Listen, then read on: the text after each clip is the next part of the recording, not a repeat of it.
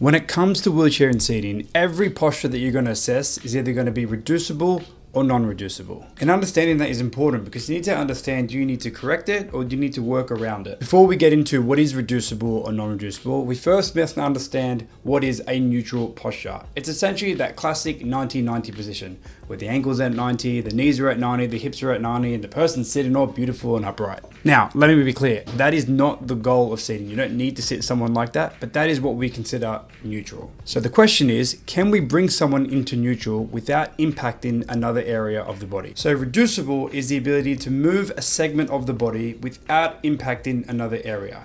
Let's use my head as an example. My shoulders are nice and level. If my head was to be like this and I was to bring it up to neutral without impacting my shoulders, this neck over here would be non-reducible. In which case, you would correct it. My head's off. If I can do this without impacting another area of the body, then I do that. Now, non-reducible means that it will stop short somewhere of neutral. So neutral is everything is all in midline. Now, if I try to bring my head into midline and it stops, and the only way to bring my head into midline is to make my shoulders come off balance, then that is a non-reducible posture. If I have a non-reducible posture, I'm not going to try to correct it. I'm going to support the head so I don't lose the torso over here. And generally, we want to work by prioritizing segments of the body.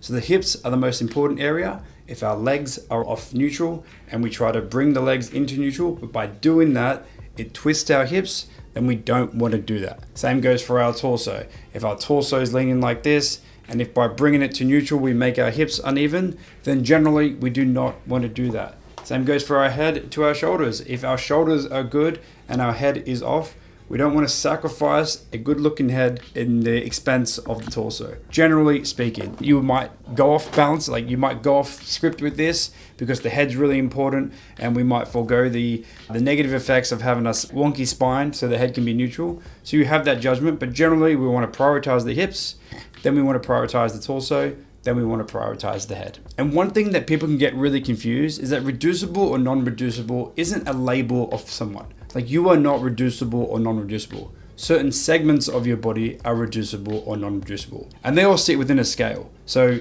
anything that is below neutral, so if you can't get to neutral, you are non-reducible. But you may be reducible up until here, and then you're non-reducible. At this point, that's when the head throws off the rest of the spine. So whatever area of the body that you're assessing, the easiest way to test it is, can I bring this body part into neutral without it affecting another area of the body? You think about your legs. If your legs are off, and if by bringing the leg to neutral, the hips turn, then that would be considered a non-reducible posture. Also, if you want to be a little expert, the reason why we say reducible or non-reducible instead of fixed is that fixed implies that the posture is one way and it won't change. Like a statue. Like, someone's fixed, the statue stays, and that's where it is. But we need to understand that postures can get worse if they're left unsupported. So whilst my head might be fixed like this, if I don't support it, it can get worse and go like this. So it's not that it's fixed, it's that it's non-reducible.